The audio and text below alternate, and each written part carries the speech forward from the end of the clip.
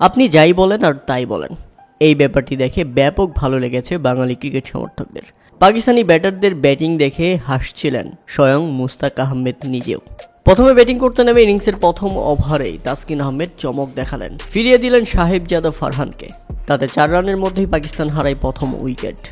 এর পরের ওভারে এসে চমক দেখালেন শেখ মেহেদী হাসান, ফিরিয়ে দিলেন সাইম আইয়ুবকে। আরও একবার এশিয়া কাপে ডাক মারলেন সাইম আইয়ুব। 6 ম্যাচের মধ্যে 4টিতেই ডাক মেরেছেন এই ব্যাটসম্যান। তাতে 5 রানের মধ্যেই পাকিস্তান হারায় নিজেদের দ্বিতীয় উইকেট। এখানেই শেষ হয়নি, এরপরেই তো আসল মজা। কেননা রিশাদ হোসেন এই বাংলাদেশি লেগ স্পিনার বোলিং করতে আসতেই বাংলাদেশের টিম ম্যানেজার নাফিস ইকবালের সঙ্গে বাজি ধরেছিলেন বাংলাদেশের spin bowling coach Pakistani legend Mushtaq Ahmed. তিনি স্পষ্ট করেই নাফিস ইকবালকে বলেছিলেন রিশাদের ওভারে ফকর জামানের উইকেটটা পড়তে পারে। লেগ স্পিনে ফকর জামান দুর্বল, এবং বলতে না বলতেই সেই কাজটা ঘটিয়ে দিয়েছেন রিশাদ হোসেন। রিশাদের করা 7ম ওভারের 3য় বলটি ছিল দুর্দান্ত। দারুণভাবে তুলে মেরেছিলেন ফকর জামান, কিন্তু বাউন্ডারি লাইনে ক্যাচ ধরেন তানজিম সাকিব। তাতে রিশাদের সেই উদযাপন এবং কথা সত্যি হওয়ায় ব্যাপকভাবে হাসাহাসি করছিলেন নাফিস ইকবালের সঙ্গে মুস্তাক আহমেদ।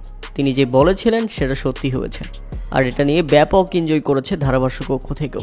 ধারাভাষ্য কক্ষ থেকে বলা হচ্ছিল একজন পাকিস্তানি যিনি কিনা পাকিস্তানি ব্যাটারদের এরকম অসহায়ত্ব দেখে হাসছেন। অবশ্য হাসারই কথা, কেননা তিনি কাজের সূত্রে এখন যে পুরো বাংলাদেশ বনে গেছেন।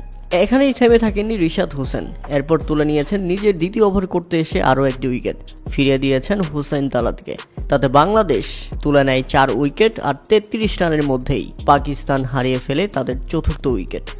সবাই যখন উইকেট পেয়েছে মুস্তাফিজুর কেন নয়, তাই তো নিজের দ্বিতীয় ওভার করতে এসেই ফিরিয়ে দিলেন পাকিস্তানি অধিনায়ক সালমান আলী আঘাকে।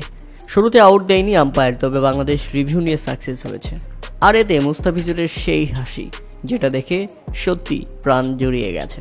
এরপর 2টি ক্যাচ মিস করে বাংলাদেশ, একটা সোহান, একটা শেখ মেহেদী হাসান। তবে 49 রানের মধ্যেই পাকিস্তান যখন হারায় 5 উইকেট, এমনটা দেখে সত্যিই ভালো লাগছে। বাংলাদেশ ফাইনাল খেলবে ইনশাল্লাহ।